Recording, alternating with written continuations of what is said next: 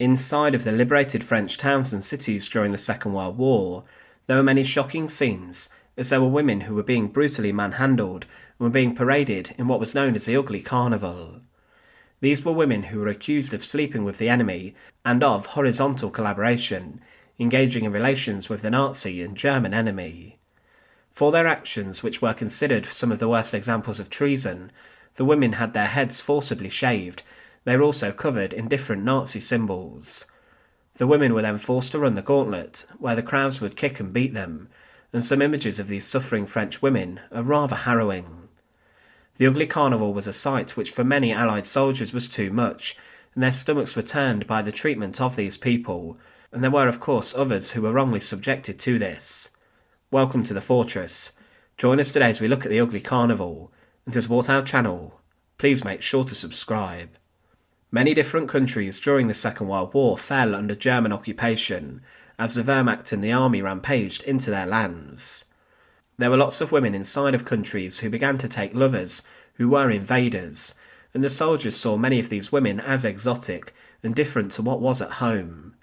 Inside of Britain, for example, there were lots of women who married former German and Italian prisoners of war who were held inside of prisoner of war camps within the country. Inside of France there was a very strict impression of women who slept with the enemy and who became the girlfriends of German soldiers, and it would later come back to haunt many, as they would be punished very badly. The French saw a boom of around 200,000 babies who were born to French mothers and German fathers, and this was the case inside of all occupied nations and lands, with German men having relations with local women that resulted in children. There were many women who suffered very heavily at the hands of the invading forces and troops. There was a huge amount of assault, and the Red Army soldiers, for example, were known for this at the end of the war, as they made inroads towards Germany and the heart of Hitler's Reich. When the Germans invaded different countries, they made themselves at home quickly inside of these lands. They also began to see the local women, and many forged relationships that would last even after the war. Many women were seen posing in post-war photographs and images, wearing their boyfriends' uniforms, and lots of German soldiers went on the rampage inside of Paris, and they would visit different brothels in the city, and they viewed Paris as a huge cat house where they could play and have their fun.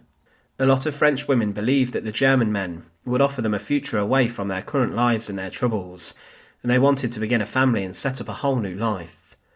Women at the end of the war, as mentioned, did follow their husbands, and they married them, and some even moved to Germany, and there were a number of German soldiers who were locked inside of prisoner of war camps, and their girlfriends even went with them. But the French resistance wanted to send a clear message to those inside of France, and because of this they instigated a brutal and ruthless punishment method within the nation. They created the Ugly Carnival, which was a form of public humiliation given out to those women who had allegedly had relationships with the enemy, and this began in the aftermath of the D-Day invasions, after the Allies were advancing from Normandy and pushing the Germans back. The Allied soldiers, as mentioned, who witnessed this, were disgusted by the actions of the members of the French resistance, but they began to understand the hatred that the French population and resistance had for the German soldiers who had put their nation to the sword.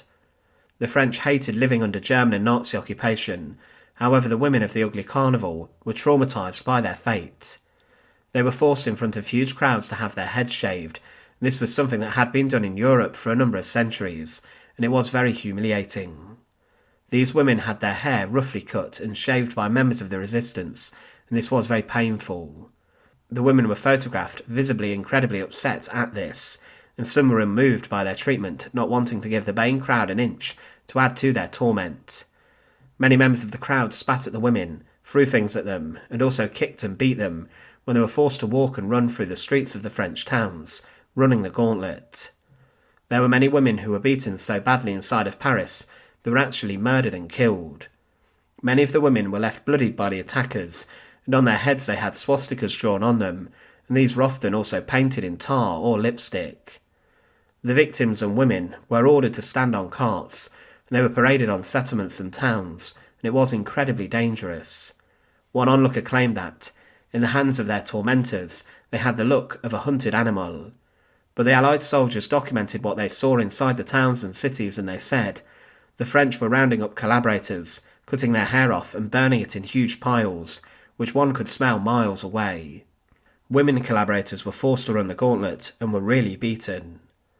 There were a number of men who were accused of aiding the Germans, who were also subjected to this sort of treatment, and some were even executed. The French resistance wanted to send a clear message against the occupiers, and this was done in different French towns and cities, and many women en masse were subjected to it. There was one woman inside of a French town who had not slept with the enemy, but she had been employed as a cleaner within a local German army building or headquarters, but she was also forced to undergo the Ugly Carnival. There was also another woman who was a schoolteacher, who was forced to put up the German soldiers in her house, and she too was not spared the ordeal. But many of the women who were tortured were prostitutes who had slept with the enemy for money, but some had been forced to sleep with the Germans based on survival to ensure better treatment and food for their families and children. Some believed that the only way to survive was to do this, but they were then looked down upon for this sort of behaviour.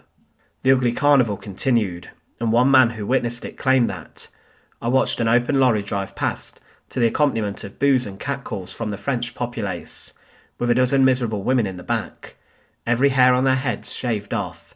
They were in tears, hanging their heads in shame.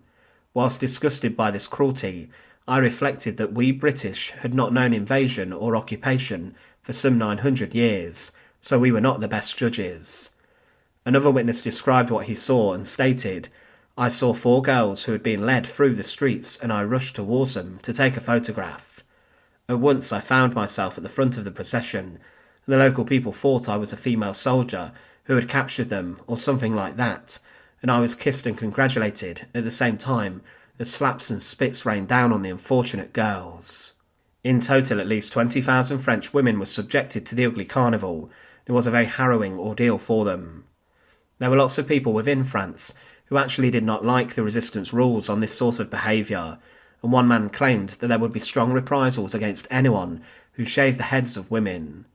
In fact, resistance members who did not like this sort of behaviour also reprimanded young children who tormented the women who had been subjected to this. One of the most famous accounts of the Ugly Carnival was against a 23-year-old woman named Simone Tussaud, and she was a mother who was photographed by Robert Capa on the 16th of August 1944, carrying her baby in her arms. She had been in a relationship with a German soldier since 1941, and the couple did have a daughter who was caught up in the proceedings. She was accused of telling the Gestapo about her neighbours, who were then sent to concentration camps, and she was forced to carry her daughter in her arms after she had her head shaved, and her forehead had been branded with a red-hot iron. She was subjected to a terrible treatment by the people that day, and she was then jailed, but her ordeal continued to haunt her, and she died much earlier than she should have because of the horror that had happened to her. But the Ugly Carnival was a terrifying torture ordeal for over 20,000 women inside of a country which had suffered during the Second World War. Many people had been deported to concentration camps inside of France, and the occupation for many was very rough. But the Ugly Carnival was a shocking sight, as the women were seen with their heads shaved and covered in swastikas, as people kept trying to attack and beat them. France had to recover, and in many ways it did, but the Ugly Carnival was seen by many as a backward step and a savage one. Thanks for watching. To support our channel, please make sure to subscribe, and once again, thank you so much for watching.